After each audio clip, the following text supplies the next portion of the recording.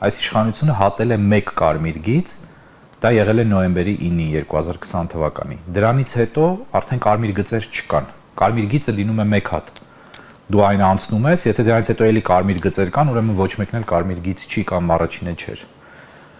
Այդ կարմիր գիծը հատելուց հետո, եթե ինքը մարսել է, կարմիր գիծ հատելը, կարմիր գիծը հայերի մեջ դարձել է ինչ-որ վերացական մի արտահայտություն, բայց ինչ է կարմիր գիծը, դա անթույլատրելիության վերջին սահմանն է,